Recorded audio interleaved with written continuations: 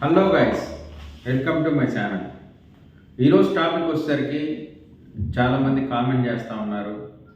ఈ మంత్లో ఎగ్జామ్స్ ఉన్నాయి, కొంచెం ఏదైనా ఇంపార్టెంట్ క్వశ్చన్స్ ఉంటే మాకు సజెస్ట్ చేయండి, వాటిని బట్టి మేము ఏదైనా చదువుకొని పాస్ అయ్యే మార్గం చేస్తామని చాలామంది తమ్ముళ్ళు కామెంట్ చేస్తూ ఉన్నారు. ఎనస్థీషియా టెక్నీషియన్స్ ఎగ్జామ్స్ రాస్తున్న ఎవరైతే ఉన్నారో వాళ్ళందరి కోసం ఈ వీడియో. ప్లస్ ఇప్పుడే ఎనస్థీషియా టెక్నిక్ చదువుకునే వాళ్ళకు కూడా ఇప్పటి నుంచే చదువుకుంటే ఎంతో అంత బెటర్గా ఉండిద్ది అనేది నా ఆలోచన. ఇప్పుడు మనం మెయిన్గా మన క్లాస్లోకి వెళ్ళినట్టయితే నేను ఒక 20 క్వశ్చన్స్ ప్రిపేర్ చేశాను. మినిమంగా మీకు ఒక 50 మార్క్స్ వరకు అయితే కవర్ అవుతాయని నేను అనుకుంటున్నాను. నా ఎక్స్పీరియన్స్ని, పాత ఉన్న క్వశ్చన్ పేపర్స్ని మొత్తాన్ని అనాలిసిస్ చేసి నేను ఏ విధంగా క్వశ్చన్ పేపర్ వస్తుంది, ఎలా చదివితే మనకి పాస్ అవ్వగలుగుతాము అని ఈ వీడియో నేను మీకోసం ముందుకు తీసుకొస్తున్నాను. మొదటిగా మనం ఫస్ట్ పేపర్ 1 గురించి ఈరోజు మనం వీడియో చేద్దాం. పేపర్ 1లో వచ్చేసరికి ఎనస్థీషియాలజీ. ఫస్ట్ వన్ వచ్చేసరికి general anaesthesia and second one వచ్చేసరికి రీజనల్ ఎనస్థీషియా. రీజనల్ ఎనస్థీషియాలో వచ్చేసరికి స్పైనల్ అండ్ ఎపిడ్యూరల్ ఎనస్థీషియా ఉంటుంది, తర్వాత బ్రేకియల్ ప్లగ్, తర్వాత లోకల్ ఎనస్థీషియా. ఇలా అన్నీ మనం కవర్ అయ్యేటట్టు వాడు క్వశ్చన్ పేపర్ అనేది తయారు చేస్తున్నాడు. మొదటి క్వశ్చన్ నుంచి మనం చూసుకున్నట్లయితే జనరల్ ఎనస్థీషియాలో వచ్చే క్వశ్చన్స్ ఏంటి అంటే, మనం జనరల్ ఎనస్థీషియాని పేషెంట్ని ఎలా మానిటరింగ్ చేస్తాం, డ్రగ్స్ అనేది ఓటీలో ఎలా ప్రిపరేషన్ చేస్తాము, లేదా జనరల్ ఎనస్థీషియా అయిపోయిన తర్వాత పోస్ట్ ఆఫ్ ఐసీయూలో జనరల్ ఎనస్థీషియా ఇచ్చిన పేషెంట్కి ఏ రకంగా మనం కేర్ తీసుకుంటాం, లేదా రూమ్ సైడ్ ఏ విధంగా మనం కేర్ తీసుకుంటాం అనే దాని గురించి ఇప్పటి వరకు ఉన్న క్వశ్చన్ పేపర్ అన్నింటిలో కూడా అనాలిసిస్ చేస్తే ఈ 4 క్వశ్చన్స్ మాత్రమే జనరల్ ఎనస్థీషియా మీద వచ్చాయి. జనరల్ ఎనస్థీషియాలో వచ్చేసరికి మానిటరింగ్ ఒకటి, డ్రగ్స్ ప్రిపరేషన్ ఒకటి, post of care and room care. And next one వచ్చేసరికి స్పైనల్ ఎనస్థీషియాలో మనకి ఏమొస్తుంది, నువ్వు స్పైనల్ ఎనస్థీషియాకి ఎలా అరేంజ్ చేయగలుగుతావు, నెక్స్ట్ ఎలా అసిస్ట్ చేయగలుగుతావు. నెక్స్ట్ వచ్చేసరికి స్పైనల్ ఎనస్థీషియా యొక్క కాంప్లికేషన్స్ ఏంటి, స్పైనల్ ఎనస్థీషియాకి ఏమేమి ఎక్విప్మెంట్స్ రెడీ చేయాలి, పోస్ట్ కేర్ ఏం తీసుకోవాలి. వీటి మీద మాత్రమే మనకి క్వశ్చన్స్ అనేవి రన్ అవుతూ ఉన్నాయి. మీరు ఏదైనా క్వశ్చన్ పేపర్ని క్షుణ్ణంగా చదవండి. వాళ్ళు ఏమి ఇస్తున్నారు, స్పైనల్ ఎనస్థీషియాని అరేంజ్ చేయమంటున్నాడా, అసిస్ట్ చేయమంటున్నాడా, ఎక్విప్మెంట్స్ అడుగుతున్నారా, లేదా పోస్ట్ ఆఫ్ కేర్ అడుగుతున్నారా. వాళ్ళు కొన్ని కేసులు కూడా చెప్తారు. స్పైనల్ ఎనస్థీషియాలో డ్యూరింగ్ సిజేరియన్ సర్జరీ అంటారు. సిజేరియన్ సర్జరీకి నువ్వు ఏ విధంగా రెడీ చేసుకుంటావు అని అడుగుతున్నారు. అలానే నెక్స్ట్ వన్ వచ్చేసరికి 3 వచ్చేసరికి ఎపిడ్యూరల్ ఎనస్థీషియాకి నువ్వు ఏం రెడీ చేస్తావు, కిట్స్ ఏం వాడతావు, నెక్స్ట్ వచ్చేసరికి స్టెరైల్ టెక్నిక్స్ ఏం తీసుకుంటావు అనే దాని గురించి. తర్వాత పోస్ట్ ఆఫ్ కేర్లో ఎనస్థీషియాకి ఇచ్చే ఇన్ఫ్యూజన్స్ ఏం పెడతావు, ఎలా దాని యొక్క ఇన్ఫ్యూజన్స్ అనేది నువ్వు క్యాలిక్యులేషన్ చేస్తావు అనే దాని గురించి ఎపిడ్యూరల్లో ఉంటుంది. తర్వాత లోకల్ ఎనస్థీషియాలో వచ్చేసరికి లోకల్ ఎనస్థీషియా యొక్క టాక్సిటీస్ అంటే ఏంటి. లోకల్ ఎనస్థీషియాలో 2 రకాల టాక్సిటీస్ ఉంటాయి, CNS and CVS, central nervous system, cardiovascular system. A drug ఇచ్చినప్పుడు ఏది ఇబ్బంది పడుతుందనే దాని గురించి మనం ఒకసారి చదువుకుంటే లోకల్ ఎనస్థీషియాలో ఆ క్వశ్చన్స్ అనేది మనం రాయగలుగుతాం. ఇప్పుడు మెయిన్గా మనకున్న ఎనస్థీషియాలో వచ్చేసరికి జనరల్లో, స్పైన్లో, ఎపిడ్యూరల్, లోకలు. ఆ తర్వాత బ్రేకియల్ ప్లెక్సస్ అంటే బ్లాక్ ఇస్తాం. ఈ బ్లాక్లో వచ్చేసరికి క్వశ్చన్స్ పెద్దగా ఏం రావట్లేదు. ఏదైతే మనం బ్లాక్ ఇస్తున్నామో ఆ ప్లేస్లో ఉండే నర్వ్స్ గురించి, అంటే ఫస్ట్ పైన సర్వైకల్ ప్లెక్సస్ అంటే ఏంటి, లేదా బ్రేకియల్ ప్లెక్సస్ అంటే ఏంటి, వాటి యొక్క ఎనాటమీ అనేది అడుగుతున్నారు. నెక్స్ట్ వన్ మనం చూసుకున్నట్లయితే ఐవి క్యాన్ల సైజులు, వాటిని ఎందుకు రికమెండ్ చేస్తాం, మనం ఏ కేసులో వాడతాం అనే దాని గురించి మనం క్వశ్చన్ అయితే మనకి కంపల్సరీగా వస్తుంది. నెక్స్ట్ వచ్చేసరికి ఓటీ ఫ్యూమిగేషన్ అనేది ఎలా, దాని యొక్క టెక్నిక్స్ ఏంటి, ఎలా పెడతారు అనే దాని గురించి కూడా 1-2 సార్లు ఒక క్వశ్చన్ అయితే మనకి కనిపించింది. తర్వాత వచ్చేసరికి సర్జికల్ హ్యాండ్ వాష్.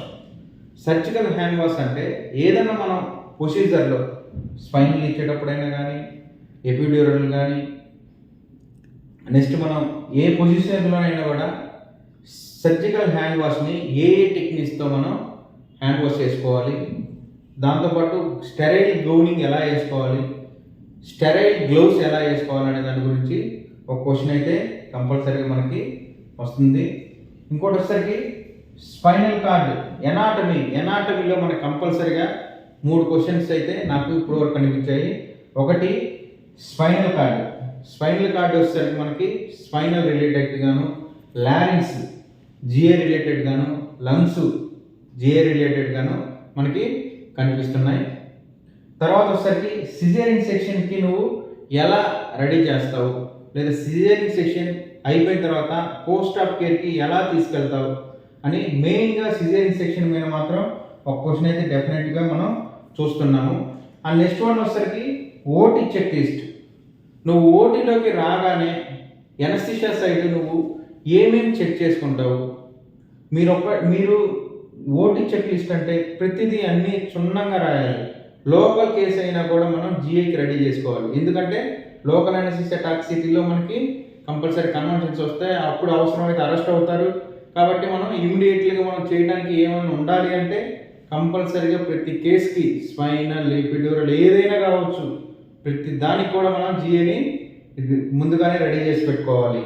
అంటే ఓటీ చెక్ లిస్ట్ ఏమేమి ఉన్నాయి, లారింజోస్కోప్స్ ఉన్నాయా లేవా, బూజీ ఉందా లేదా, స్కోప్స్ అన్నీ వెలుగుతున్నాయా లేవా, పైప్ మానిటరింగ్ అన్నీ పనిచేస్తున్నాయా లేదా, ఈటీసీ ఓటు పనిచేస్తుందా లేదా, ప్రతిదీ ఎవ్రీథింగ్ ఓటీలో ఉన్న అన్ని ఇన్స్ట్రుమెంట్స్ని మనం ఎనస్థీషియా సైడ్ ఉండే అన్ని ఇన్స్ట్రుమెంట్స్ మనం చెక్ చేసుకొని దాన్ని చెక్ లిస్ట్ అని ప్రతి ఒక్కటి క్షుణ్ణంగా రాయాలి. నెక్స్ట్ వచ్చేసరికి సెంట్రల్ గ్యాస్ పైప్ లైన్. మనకి పిన్నిండ్ల సిస్టమ్ అని కూడా ఈ క్వశ్చన్ అడుగుతుంటాడు. పిన్నిండ్ల సిస్టమ్ గురించి రాయండి, లేదా సెంట్రల్ గ్యాస్లో ఎంత ప్రెషర్ ఉంటుంది, ఏ గ్యాస్ ఉంటాయి, ఏమేమి సప్లై అవుతాయి, ఎయిర్ ఎంత ఉంటుంది, ఆక్సిజన్ ఎంత ఉంటుంది, లేదా సిలిండర్స్ కలర్స్ ఏంటి, ఏ టైప్ ఏంటి, బి టైప్ ఏంటి, ఎనస్థీషియా వర్క్ స్టేషన్ గురించి రాయండి అని చెప్పి కంపల్సరీగా మనకి ఈ పిన్నిండ్ల సిస్టమ్ గురించి, ఎనస్థీషియా వర్క్ స్టేషన్ గురించి ఒక క్వశ్చన్ అయితే మనకి కనిపిస్తూ ఉంది. తర్వాత వచ్చేసరికి sympathetic nerve system and parasympathetic nerve system. ఇది వచ్చేసరికి మన రిలేటెడ్గా బ్రేకల్ బ్లాక్ కానీ, బ్రేకల్ ఫ్లెక్సెస్ కానీ, ఇది ఏదో దానికి సంబంధించిన ఒకటి సింపాథెటిక్ నర్వ్ సిస్టమ్ కానీ, పారాసింపాథెటిక్ నర్వ్ సిస్టమ్ కానీ ఒకటి క్వశ్చన్ అయితే కంపల్సరీగా మనకి కనిపిస్తుంది. నెక్స్ట్ వన్ వచ్చేసరికి పిఎస్సి, ప్రీ ఎనస్థీషియా చెక్. మనం ఏ పేషెంట్కి అయినా కూడా ముందుగా మనం సర్జరీకి తీసుకోవాలంటే ప్రీ ఎనస్థీషియా చెక్ అనేది కంపల్సరీగా అయి ఉండాలి. ప్రీ ఎనస్థీషియా చెక్లో ఏమేమి వస్తాయి, first blood investigations, patient assessment, ఆ తర్వాత మలంపట్టి గ్రేడ్స్, ఇట్లా ఈ ప్రీ ఎనస్థీషియా చెక్లోనే మార్చి క్వశ్చన్స్ అడగవచ్చు. మలంపట్టి గ్రేడ్స్ ఇవ్వచ్చు, లేకపోతే ప్రీ ఎనస్థీషియాలో నువ్వు ఏమేమి పారామీటర్స్ చూసుకుంటావు, బ్లడ్ ఇన్వెస్టిగేషన్స్ అని క్వశ్చన్ రావచ్చు, లేదా ప్రీ ఎనస్థీషియా చెక్ అంటే ఏంటి అని రాయొచ్చు. ఇలా పిఎస్సి మీద మాత్రం కంపల్సరీగా ఒక క్వశ్చన్ అయితే వస్తుంది. మీరు కంపల్సరీగా చదువుకోవాల్సిన క్వశ్చన్ ఏంటంటే మలంపట్టి గ్రేడ్స్ ఒకటి, ప్రీ ఎనస్థీషియా చెక్ పూర్తిగా ఒకసారి చదవండి, ఏ క్వశ్చన్ ఇచ్చి రాసేటట్టు మీరు ప్రిపేర్ అయ్యి ఉండండి. నెక్స్ట్ వచ్చేసరికి స్టెరైల్ టెక్నిక్స్. మనం ఇంజెక్షన్స్ స్పైన్ ఇచ్చేటప్పుడు కానీ, స్టెరైల్ ఎపిడ్యూరల్ ఇచ్చేటప్పుడు కానీ స్టెరైల్గా మనం ఎలా ఇవ్వాలి, మనం ఇచ్చే ఇంజెక్షన్స్ కానీ ప్లస్ సిరంజెస్ కానీ ఇచ్చే సర్జికల్ గ్లౌస్ కానీ గౌన్స్ కానీ ఎలా స్టెరైల్ టెక్నిక్లో మనం వాడతాము, లేదా ఆల్రెడీ వాడిన వాటిని ఎలా స్టెరిలైజేషన్ చేస్తాము అంటే దీంట్లో ఈటీఓ ఒకటి, నెక్స్ట్ వచ్చేసరికి మనం సిఎస్ఎస్టీలో మనం స్టెరైల్ చేస్తూ ఉంటాం. కాబట్టి ఆ స్టెరైల్ టెక్నిక్స్ని మనం కంపల్సరీ ఏదైనా ఒక క్వశ్చన్ అడిగినప్పుడు అలా రాయాలి. ఓటీలో ఎమర్జెన్సీగా మనం బ్లడ్ కానీ, ఎఫెక్టివ్ కానీ, ప్లేట్లెట్స్ కానీ అడ్మినిస్ట్రేషన్ అని అడుగుతాడు. మీరు ఎమర్జెన్సీ బ్లడ్, ఎఫెక్టివ్, ప్లేట్లెట్స్ ఎలా ఎక్కించగలుగుతారు, ఎన్ని ప్యాకెట్లు ఎక్కించగలుగుతారు, మనకి ర్యాపిడ్ బ్లడ్ ట్రాన్స్ఫ్యూషన్ అంటే ఏంటి, మ్యాసివ్ బ్లడ్ ట్రాన్స్ఫ్యూషన్ అంటే ఏంటి, లేదా హైపోవోలిమియా షాక్ అంటే ఏంటి, లేదా ట్రామా కేసులను నువ్వు ఎలా ట్రీట్ చేస్తావు, బ్లడ్ బాగా లాస్ అయిన పేషెంట్ని ఏమి ఇస్తారు, కొలాయిడ్స్ ఏం పెడతారు అని కంపల్సరిగా బ్లడ్ అసెస్మెంట్ నుంచి ఒక క్వశ్చన్ అయితే మనకి వస్తుంది. నెక్స్ట్ వన్ వచ్చేసరికి ఐనో డ్రాప్స్.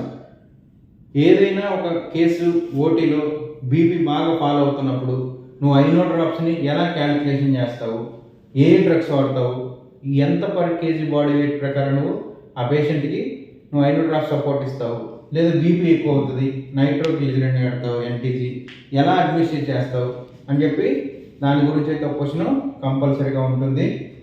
మనం పేషెంట్ వైటల్స్ అది జియోలో అడగవచ్చు, స్పైనల్లో అడగవచ్చు, లోకల్లో అడగవచ్చు, ఎపిడ్యూరల్లో అడగవచ్చు, లేదా జనరల్గా అడగవచ్చు. కాబట్టి మనం పేషెంట్ వైటల్స్ ఏ అయితే ఉన్నాయో ఆ 4 పారామీటర్స్ కంపల్సరీగా మీరు బట్టి ఉండండి. తర్వాత మోస్ట్ ఇంపార్టెంట్ క్వశ్చన్ వచ్చేసరికి ఎండోట్రేకియల్ ట్యూబ్స్ ఎన్ని టైప్స్ ఉంటాయి, వాటి యొక్క సైజ్ ఏంటి, పిడియాటిక్ ఎండోట్రేకియల్ ట్యూబ్స్ సైజ్ ఏంటి, కఫ్డ్ ఏంటి, అన్కఫ్డ్ ఏంటి, మనకి ఎండోట్రేకియల్ ట్యూబ్ వేయాలంటే దాని యొక్క ఒక మెజర్మెంట్ ఉంటుంది, ఒక సూత్రం, దాని ప్రకారం ఎలా మనం ఏ ట్యూబ్ని తీసుకోవాలి అనేది ఒకటి. నెక్స్ట్ వచ్చేసరికి స్పైనల్ నీడ్స్ ఏ గేజ్లో ఉంటాయి, తక్కువ గేజ్ చేయడం వల్ల వచ్చే లాభం ఏంటి, ఎక్కువ గేజ్ చేయడం వల్ల వచ్చే నష్టం ఏంటి, ఎపిడ్యూరల్ కిట్స్ అనేవి ఏ గేజ్లో ఉంటాయి అనేది మీరు రెగ్యులర్గా చూస్తూ ఉన్నాయి. అవే వస్తాయి క్వశ్చన్స్, కాకపోతే వాటిని మనం క్వశ్చన్ రూపంలో ఎలా ఫామ్ చేసి రాయాలనేది మీరు కొంచెం బ్రెయిన్ పెట్టి ఆలోచించి రాయాల్సిందే. అండ్ లాస్ట్ వన్ వచ్చేసరికి మనకి బయోకెమికల్ పారామీటర్స్. బయోకెమికల్ పారామీటర్స్ అంటే మన బ్లడ్ ఇన్వెస్టిగేషన్స్. వాడు అడుగుతాడు క్రియాటిన్ ఎక్కువ ఉన్న పేషెంట్లో నువ్వు ఏమి ఇవ్వచ్చు మజిల్ రిలాక్సెంట్లు అని చెప్పి అడుగుతారు. లేదా ఇలా ఏదైనా ఒకటి ప్రీ అసిస్టెంట్లో నువ్వు ఏం చేస్తావు, బ్లడ్ ఇన్వెస్టిగేషన్స్ ఏం చూస్తావు, లేదా ఓటీలో ఎమర్జెన్సీగా నువ్వు ఏదైనా బ్లడ్ ఇన్వెస్టిగేషన్స్ కావాలంటే ఏం చేయాలి అని చెప్పి మనకి కంపల్సరీ ఈ క్వశ్చన్స్ అయితే రావడం జరుగుతుంది. డిఫికల్ట్ ఎయిర్వే అంటే ఏంటి, డిఫికల్ట్ అసెస్మెంట్ ఎయిర్వే అంటే ఏంటి, డిఫికల్ట్ ఇంట్యుబేషన్ అంటే ఏంటి, ఇవన్నీ మనం రోజు చూస్తూ ఉంటాము. మనం ఈ జనరల్ కేసుకి నువ్వు ఏదైతే రెడీ చేసుకుంటా ఉన్నప్పుడు ప్రతిదీ నువ్వు మెకాబ్లేట్ దగ్గర నుంచి, బూజీ దగ్గర నుంచి, స్టెలిట్ దగ్గర నుంచి, ఈడియో లారింజోస్కోప్ వరకు కూడా నువ్వు అన్నీ రెడీ చేసుకుంటున్నట్టు కంపల్సరీగా మీరు రాయాల్సిందే. ఇంకా మనకు వచ్చేసరికి ఇన్హలేషన్స్ ఏజెన్సీ అంటే ఏంటి, ఇలా కొన్ని క్వశ్చన్స్ ఉంటాయి. సర్క్యూట్స్ కొన్ని ఈ పేపర్లో వచ్చేసరికి ఓన్లీ ఎనస్థీషియానే కాబట్టి ఈ వరకు సరిపోతాయి. నెక్స్ట్ ఎనస్థీషియా ఎక్విప్మెంట్స్ అనేది ఇంకొకటి ఉంటుంది, దాంట్లో వచ్చే సెకండ్ పేపర్లో ఏమేమి క్వశ్చన్లు ఉంటాయి అనేది నేను క్షుణ్ణంగా చూసి 2-3 రోజుల్లో వీడియో చేసి మళ్ళీ పెడతాను. మీరు చేయాల్సింది ఏంటంటే 1-2 సార్లు వీడియోని చూస్తూ ఆపుకొని రన్నింగ్ నోట్స్ రాసుకోవడము, లేకపోతే ఏ క్వశ్చన్స్ ఏం చెప్తున్నారని విని చక్కగా వాటిని చదువుకొని ఫాలో అవుతే మీరు కంపల్సరీగా పాస్ అవుతారు. మీ అందరికీ all the best. Thank you. నా ఛానల్ని మీరు సపోర్ట్ చేస్తున్నందుకు థ్యాంక్ యూ సో మచ్.